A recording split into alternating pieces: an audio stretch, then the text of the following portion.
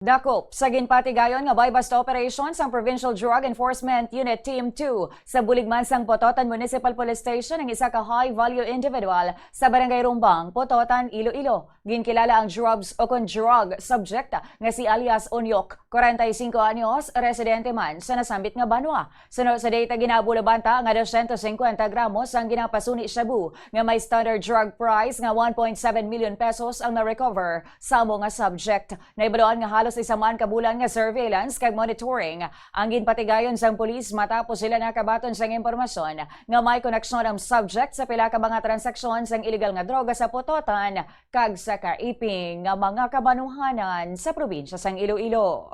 Oras sa Bombo Philippine Standard Time, 16 minutos. Makaligad ang alas 6 sa aga. Balita National Bantayan, makaligad ang mga pahanumdom. Dako bala permi ang imo balayran sa kuryente bisan abi mo. Malaka man lang kamo nagagamit sang appliances? Basi may vampira sa inyo balay. Hindi ini vampira ka ngay ni Dracula nga nagasuyop sang dugo. Ini amo ang vampire power. Madamo nga mga appliances kaangay sang gadgets, chargers, microwaves. Kagiban pa, ang nagakonsumo sa gihapon sang phantom energy bisan naka-off na apang nakasaksak pa. Gani siguro ha nga na-unplugged ang appliances. Kung wala na ini ginagamit, magluwas nga likaw sa disgrasya, makinot pa sa bulsa. Mas nanamian bala ikaw magtuon sa balay ipaanggid sa eskwelahan nga madamo ang tawo, isa ka panugyan para epektibo.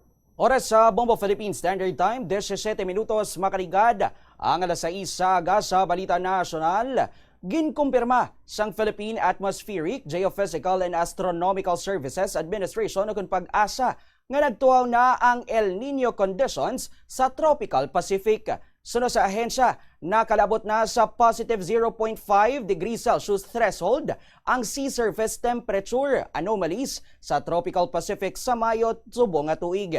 Ini nga level ang bahibo na maangot sa pagsugod sang El Nino conditions. Sandig sa madamo nga climate models sunod sa Weather Bureau, masobra na sa 80% ang posibilidad nga magadevelop ini sa full-blown El Nino nga kondisyon kag magapadayon.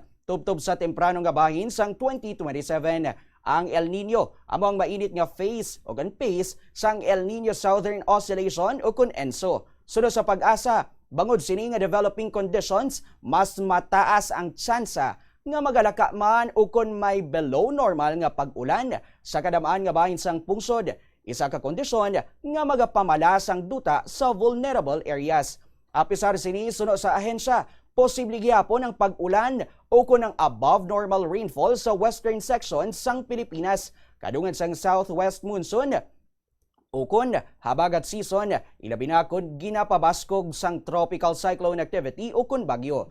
Ginpahanumdom naman sang Weather Bureau sa mga ahensya sang gobyerno kag sa publiko nga magaligmat kag magpreparar ilabi na sa mga lugar nga ginabaha kadungan sang habagat season kag sa mga rehiyon naman nga masabi nagakahalitan kun may dry conditions.